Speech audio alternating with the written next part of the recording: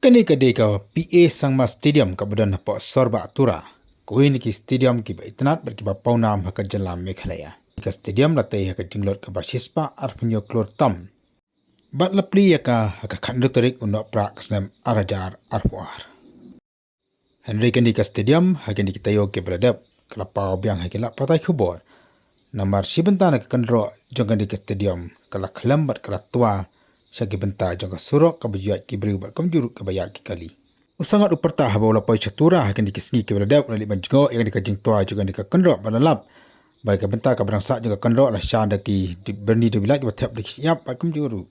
Latap do ki terpa le ka jaka ka betua.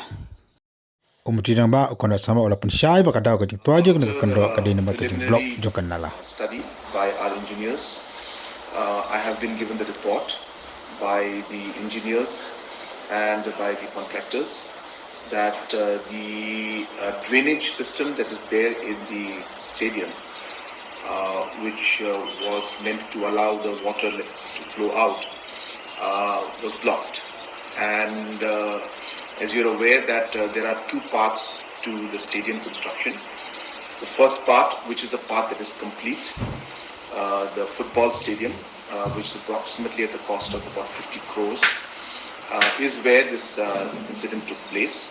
The second part of the stadium, which is approximately 70 crores, the work is just starting. It's an indoor stadium with different facilities in it. And so the construction of the indoor stadium site was going on. And because of these activities, the drainages got blocked. And because of the blockage of the drainage, the water was not able to flow out, which put pressure on this section of the retaining wall, which then gave in under the pressure of all the water collecting. And because of the blockage of the drainage, the water was not able to flow out, which put pressure on this section of the retaining wall, which then gave in under the pressure of all the water collecting throughout the football stadium that was there. Henry habala pek bina ia kani ka stadium lalap bai kinala ladan ka jing tap daki debilan ka ba ampau su kanala syabar. Kamjuru macam ladon kena unu kejing tei hasenda jong ketai ke sediam lani hasenda jong ketai ke kynroh ka batua. Tenang no kimi ki kendau ni ke jakla ke baset ikan ni kenala. Berkumnu kimi jakla haba kejing tei ikan di ke stadium kalang bai ki benta jong ke galeri omde ka benta jong ke madan. Lalap ru bakan ni ke kynroh ke barangsa ka don kejing kendriang bak don kejing imai ke pak ki bayak ke bayang seketai ke jaka.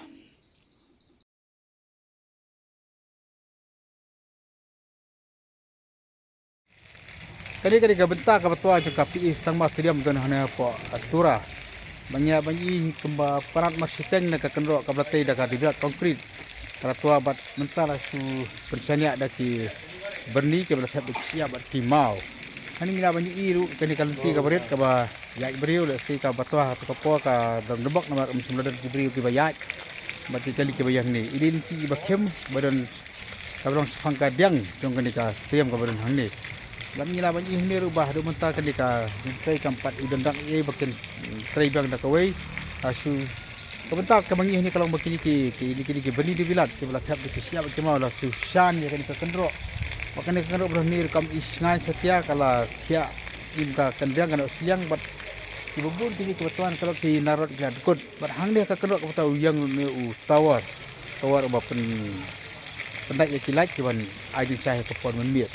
Tidak berkedung ni mana kalian jauh Deputy Commissioner jauh ke West Kyrgyz District, ulah thung dekat Magistrate Inquiry dan dekat yang dengan Magistrate dan lab dekat dau jauh ke tua jauh ke dekat stadium.